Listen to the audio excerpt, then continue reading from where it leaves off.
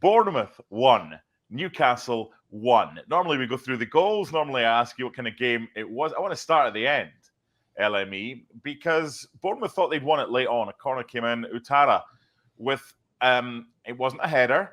It was a kind of shouldery, upper army finish that went in, off to celebrate, off to the races, and then hold on a minute, VAR's checking it. So at which point does the shoulder area, upper arm area end and the arm, the handball area begin? Because Newcastle will say it was the correct decision to chalk off the goal, whereas Bournemouth feel they're hard done by. Let's get the views of both of you. You first, LME. Goal or no goal? Should it have been disallowed or should it have stayed? I thought it should have been a goal. I thought this was really, really harsh on Bournemouth. I think there are moments when you can look at situations like this when the ball's a little bit lower and yes, there's a clear connection of the arm, but I don't think this was the case here.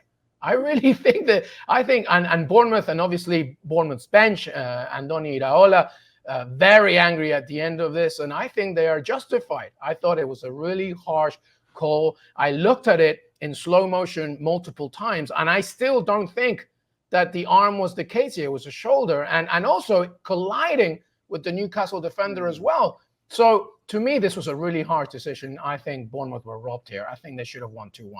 Janusz, was the evidence clear enough with that camera angle that they showed behind the goal to categorically say that's where the ball struck and that's why it should be chalked off? No. I mean, it's a question of, the T-shirt lines and all of that. But as you know, it was a ball to hand in a situation like this where Joelinton is underneath him, right?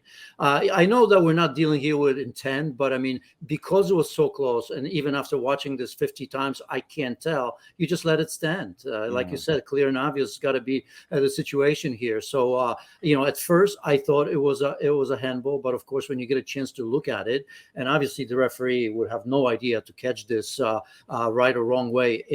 That's where VAR comes in handy. And yeah, I just feel that this should have been 3 points for Bournemouth, which, by the way, I think they would have deserved. Newcastle were much better in the second half, especially with the interaction of Harvey Barnes. I think he changed the game a little bit for Newcastle, but I thought Bournemouth were excellent, and Semenyo, perhaps man of the match or one of the best games he's played. Bournemouth were leading 1-0 at half-time, LME. Marcus Tavernier with a nice goal. I thought Newcastle were a bit sloppy and a bit sluggish in that first half, didn't you? Yeah, I'm actually a bit worried for Newcastle. Not in the terms of, they'll go super low down the table, but if they want Europe again, I think there's a few things that Eddie Howe has to figure out. I don't think that, yes, it's very early, but and it's very difficult to judge from what they did in match day one just because of that red card. So they really had to just hold on.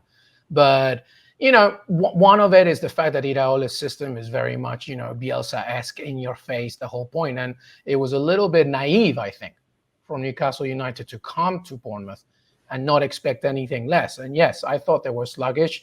Joelinton, I thought, was wonderful. And last weekend, he wasn't.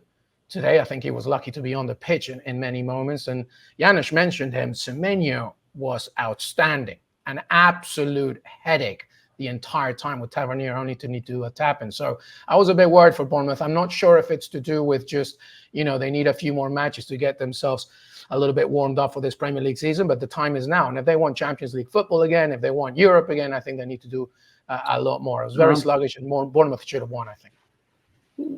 Yeah, I hear you. I'll just wait because, for me, you need solidity defensively, right? And without Botman and Schär, those are your two center backs, not only very good players, but super experienced. Botman injury, Fabian Schär obviously red carded and suspended after the first game. And Nick Pope coming off of, injury, big injury last season as well. Remember 2 years ago when they came on the scene, for the most part under new ownership, I think for the longest part of the season, they were the best defense with Pope. And, there's an issue with Trippier right now, came in the second half.